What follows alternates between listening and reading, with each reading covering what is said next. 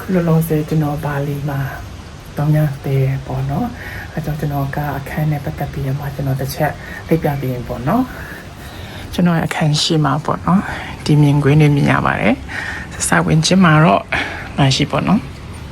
တယောက်နှစ်ယောက်ဒါပေမဲ့တယောက်တည်းဒီဖက်ကလည်းရှိတယ်စာဝင်ချင်းမှာကိုမပါရှိလဲစကားကြောဒီဖက်ကကျတော့ရီကျူးခန်းလေးရှိပါမယ် me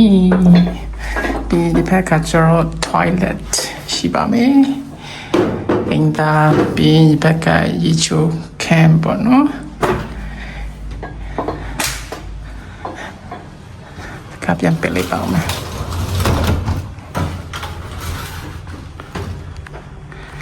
ပြီးရင်ပေါ်ထပ်သွားမယ်အခန်းကကြောအပေါ်ထက်ရှိတာပေါ့နော်ပြီးရင်ကျွန်တော်ကတယောက်တည်းပဲဆိုကကျွန်တော်အခန်းကျယ်မလို့ရှင်တဲ့အတွက်ကြောင့်မလို့ဒီအခန်းပဲရွေးလိုက်တာပေါ့နော်နေရှာ view နဲ့ကျွန်တော်အခန်းပြမယ်နော်1 2 3 yay the best view ever ဒါကျွန်တော်နေရတဲ့အခန်းပဲဖြစ်ပါတယ်the bed ပြန်ဒီဖက်မှာ TV ကျွန်တော်လည်းမဖွင့်ပါဘူး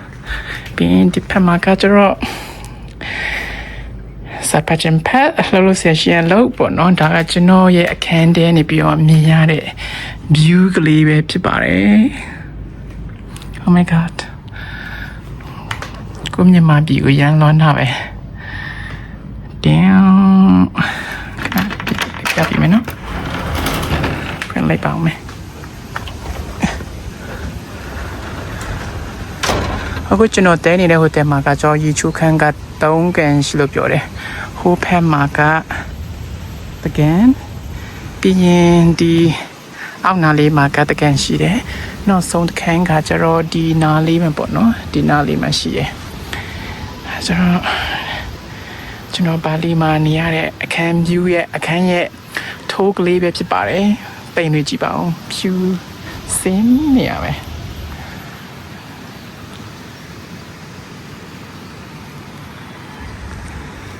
ကျွန်တော်မနေ့ဖန်ကကြာရင်တော့ကျွန်တော်က